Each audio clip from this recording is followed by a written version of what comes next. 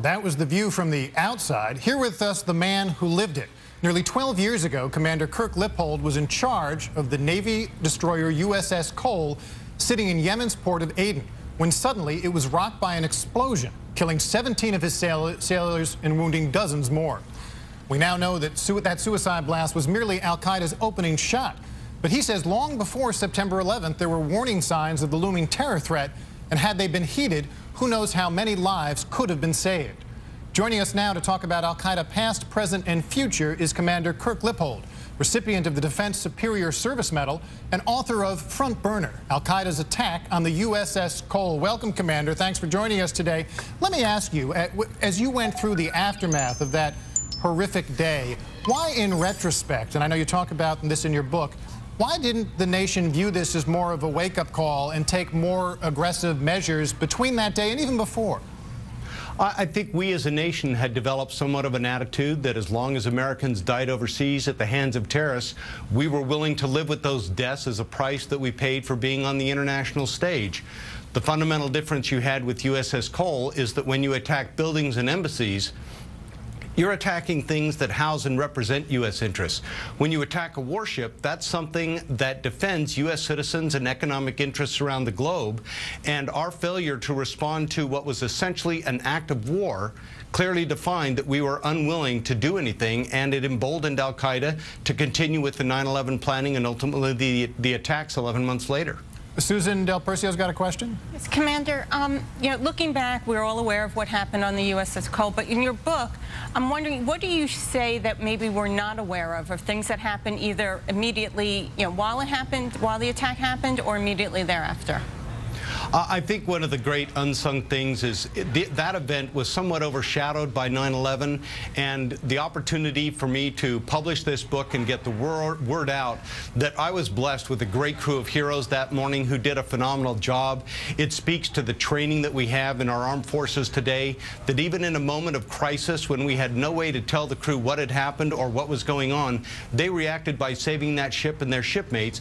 And in a larger perspective, our government reacted to it with a phenomenal effort to get the forces in place within a matter of 17 days that we could bring Cole back to the U.S., rebuild her, and 3 weeks ago she deployed back out for the 6th time since we repaired her.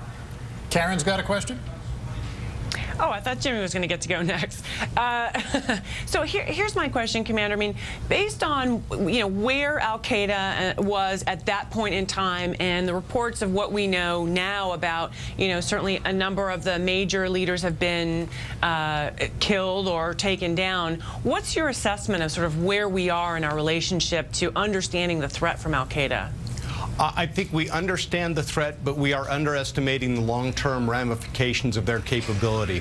While we are taking some of the people out, as we did a couple weekends ago when we took out the videographer Al-Quso in Yemen, the reality of it is we have a program in place, while some will say is effective with the drone program. Every high-level al-Qaeda that we kill is a high-level operative that we are not capturing for the sake of intelligence, because only when you learn how they recruit, train, equip, and finance and conduct operations can you truly target them for defeat.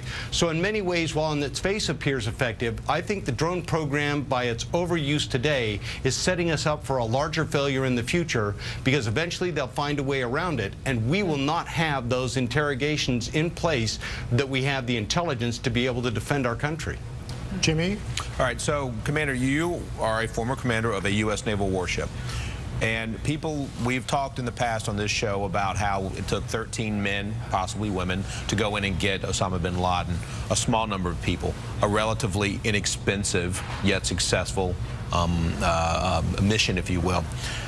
Should we take the Defense Department, shrink it immensely, much to the detriment of your former career, and then take our intelligence apparatus and envelop that immensely and use intelligence to go and find the people that want to blow up the next ship or the next building?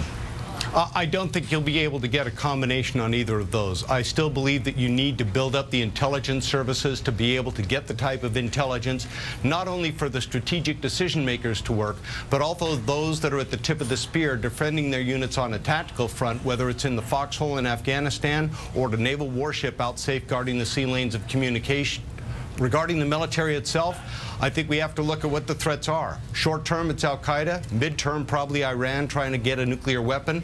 But long term, I look at a country like China with a growing military and economic ability that is not a democracy, that is clearly asserting itself in the South China Sea in an area like the Spratlys, which we saw last week, where they could pose not only a regional threat, but eventually a blue water strategic threat to our nation.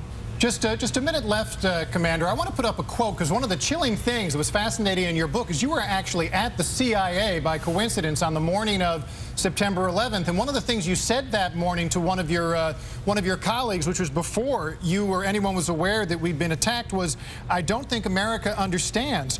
I believe it's going to take a seminal event, probably in this country, where hundreds, if not thousands, are going to have to die before Americans realize that we are at war with, with Osama bin Laden." Obviously, very chilling. Just briefly and kind of eerie, do you think that there's still a complacency in American culture today in the wake of us actually getting Osama bin Laden about the threat? I don't think Americans are complacent. I think it's a matter of both the military, our political leaders, and the media in keeping the American public informed on exactly what the threats are, what they could do harm to us, and the fact that the American people, once educated and they know what the threat is, will demand that their political leaders put the tools in place to keep our nation safe, whether that is with military force, expanded intelligence capability, or with diplomatic decisions that need to be made and engaged around the world with partner nations.